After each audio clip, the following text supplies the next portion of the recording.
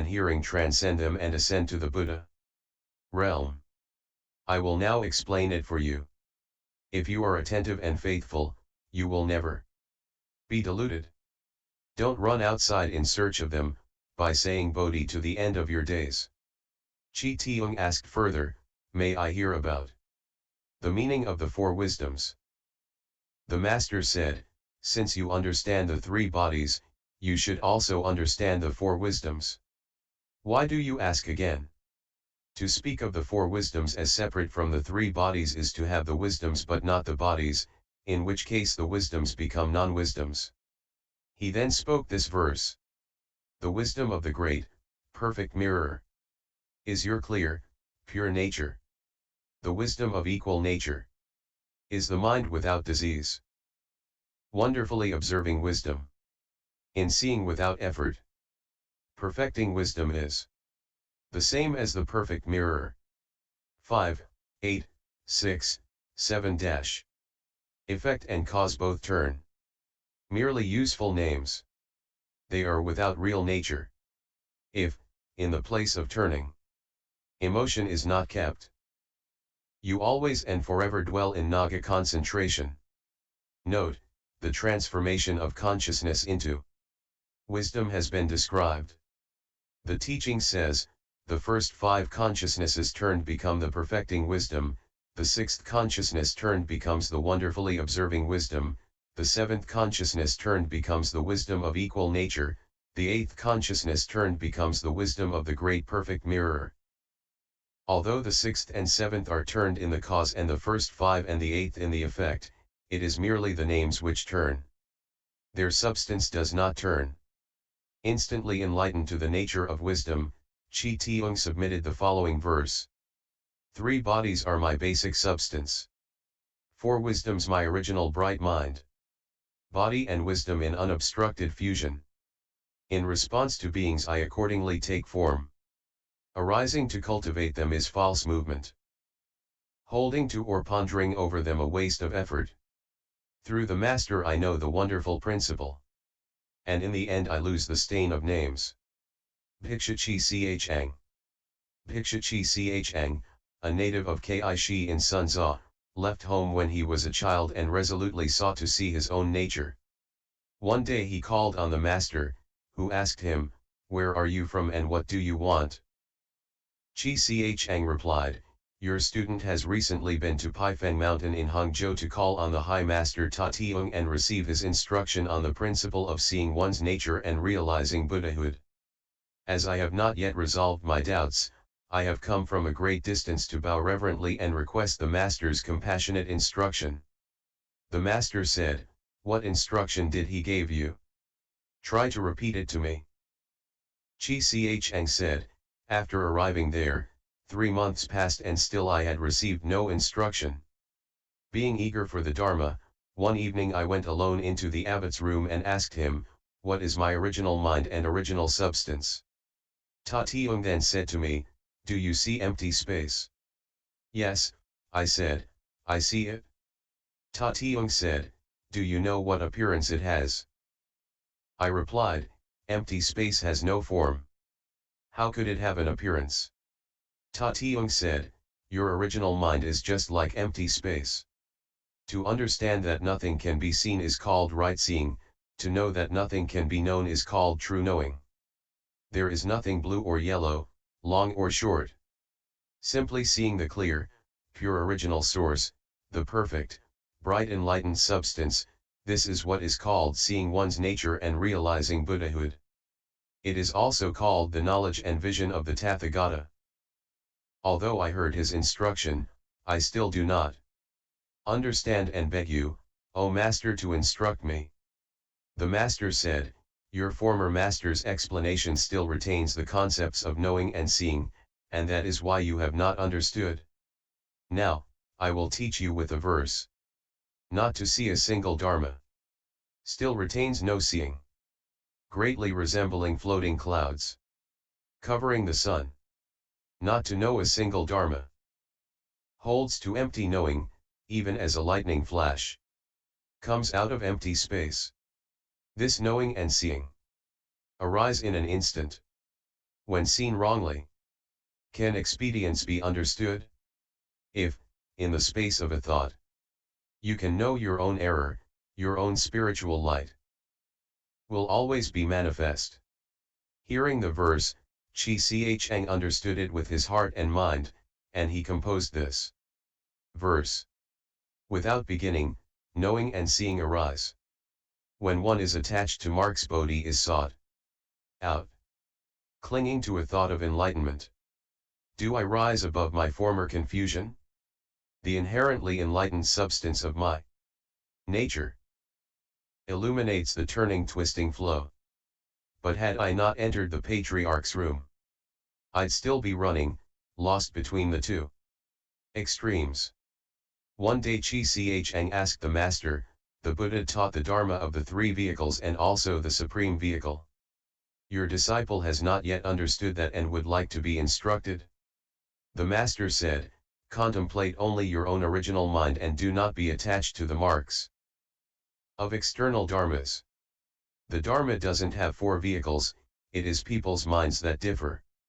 Seeing, hearing, and reciting is the small vehicle. Awakening to the dharma and understanding the meaning is the middle vehicle. Cultivating in accord with dharma is the great vehicle. To penetrate the 10,000 dharmas entirely and completely while remaining without defilement, and to sever attachment to the marks of all the dharmas with nothing whatsoever gained in return, that is the supreme vehicle. Vehicles are methods of practice, not subjects for debate. Cultivate on your own and do not ask me, for at all times your own self-nature is itself thus. Chi Chang bowed and thanked the master and served him to the end of the master's life. Bhiksha Chi Tao.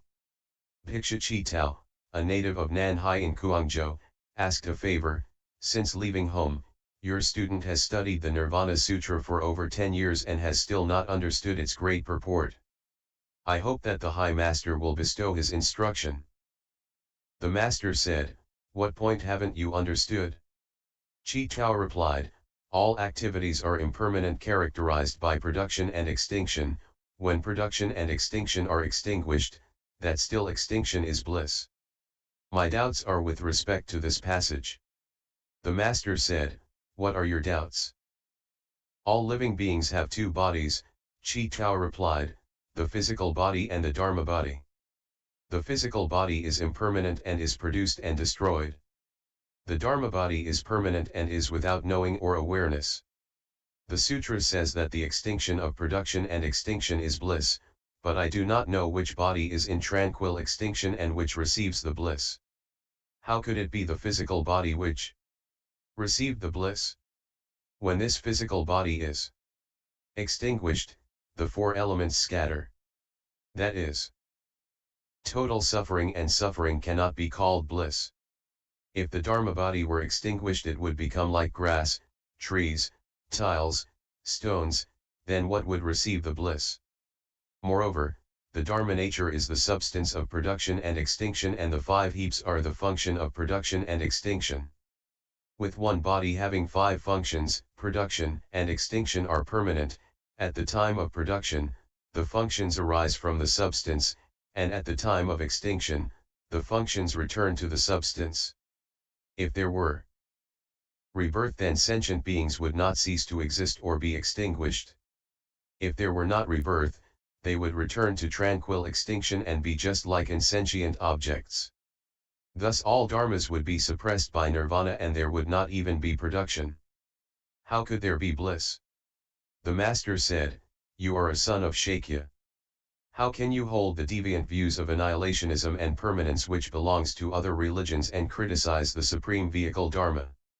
According to what you say, there is a Dharma body that exists apart from physical form, and a tranquil extinction to be sought apart from production and extinction. Moreover, you propose that there is a body which enjoys the permanence and bliss of nirvana. But that is to grasp tightly onto birth and death and indulge in worldly bliss. You should now know that deluded people mistook the union of five heaps for their own bodies and discriminated dharmas as external to themselves. They loved life, dreaded death, and drifted from thought to thought, not knowing that this illusory dream is empty and false. They turned vainly around on the wheel of birth and death and mistook the permanence and bliss of nirvana for a form of suffering. All day long they sought after something else. Taking pity on them, the Buddha made manifest in the space of an instant the true bliss of nirvana, which has no mark of production or extinction. It has no production or extinction to be extinguished. That, then, is the manifestation of tranquil extinction. Its manifestation cannot be reckoned, it is permanent and blissful. The bliss has neither an enjoyer nor a non-enjoyer. How can you call it one substance with 5 functions? Worse, how can you say that nirvana suppresses all dharmas, causing them to be forever unproduced? That is to slander the Buddha and defame the Dharma. Listen to my verse. Supreme, great nirvana is bright, perfect, permanent, still and shining.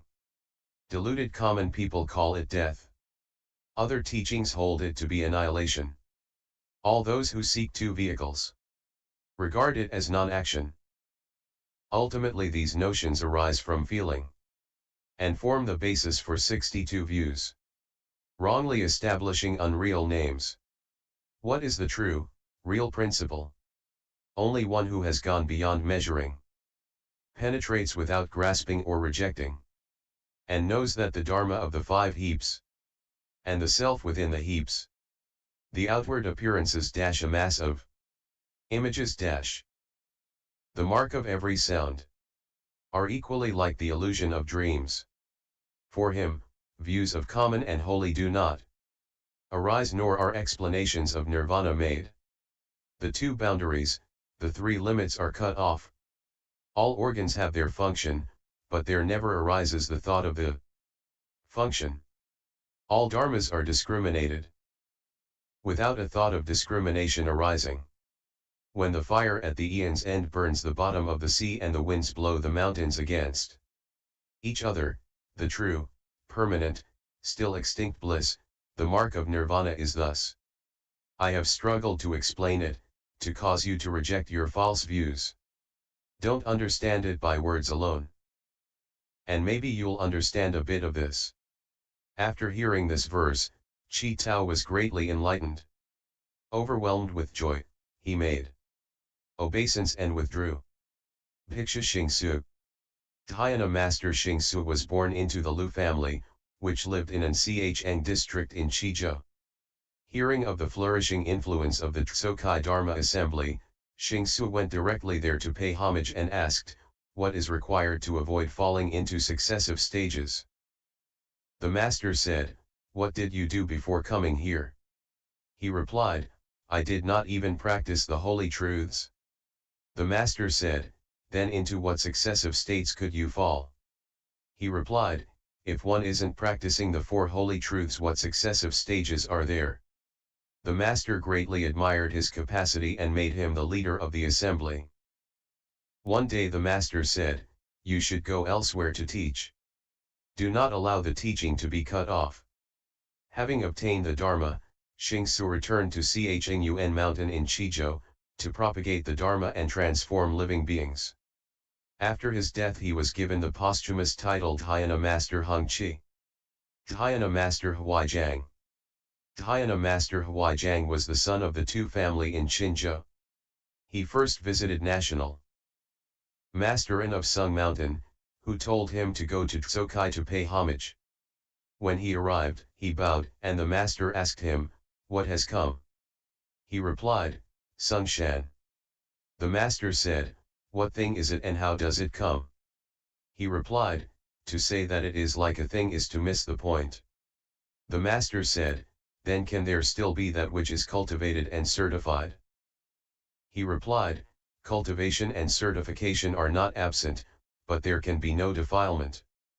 The master said, it is just the lack of defilement of which all Buddhas are mindful and protective. You are like that, and I am like that, too. In the West, Prajnatara predicted that a cold would run from under your feet, trampling and killing people under heaven. You should keep that in mind, but do not speak of it too soon. Huaijiang suddenly understood. Accordingly he waited upon the master for 15 years, daily.